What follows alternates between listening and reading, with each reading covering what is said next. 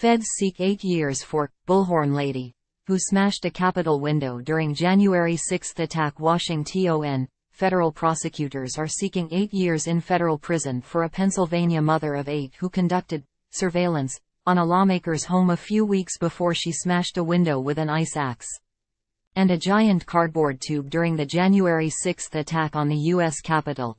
Rachel Powell, who was 40 when she took part in the 2021 attack, was found guilty in July of 9 charges, including felony counts of interfering with officers performing their duties and obstruction of an official proceeding. A sentencing hearing for Powell, now a grandmother of 6, is set for October 17. Powell was identified by online Sedition Hunters, was named and interviewed for a piece in The New Yorker that ran a few weeks after January 6, and was arrested in early February 2021. She has been on home confinement since September 2022 after violating her prior conditions of pretrial release, including by visiting a brewery with her 71-year-old boyfriend.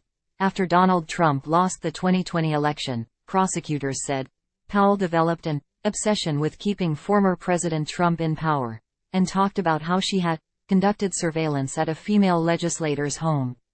Powell joined caravan protests in Washington in November 2020, where she said she walked around with a little beater bar all weekend and wasp spray and knives in my bag.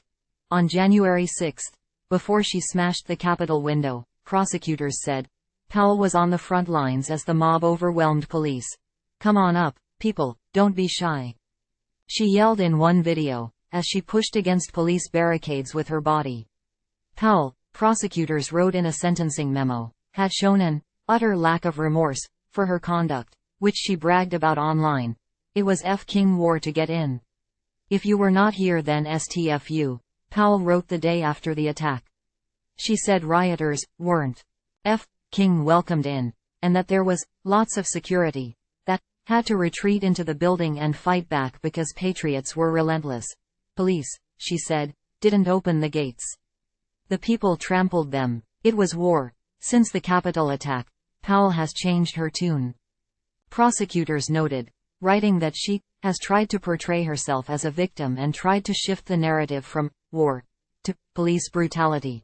But video of her actions January 6, prosecutors said, left little doubt about her intentions, even if Powell now claimed, as she did in one recent interview, that she only broke the window so that people had somewhere to go.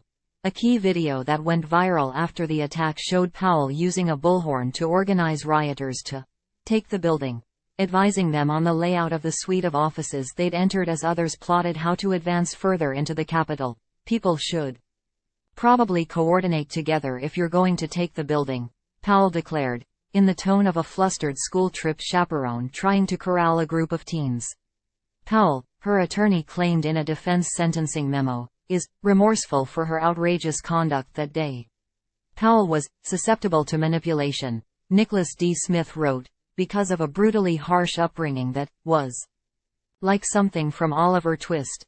Her impoverished parents routinely engaged in violent altercations in front of the small child. Powell's mom was an alcoholic and drug addict and Powell was sexually abused beginning at age 12, he wrote.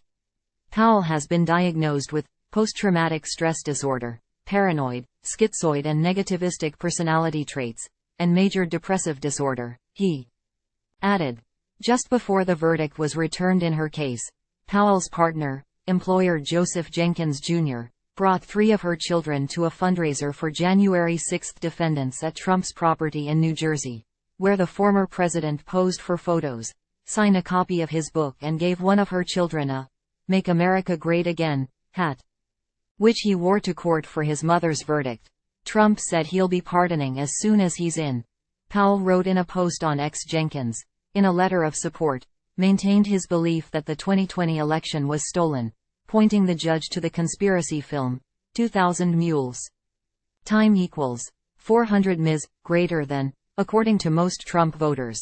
The election results in Pennsylvania, where Rachel lives, appeared to be fraudulent. Trump had, and still has, huge support in our state, he wrote. Books have been written, documentaries aired, lawsuits filed, and investigations remain pending. Several of Powell's supporters also downplayed her conduct in letters to the court. "If there were ever a person I know who would be brave enough to help bring order during chaos," one supporter wrote, "it would be Rachel."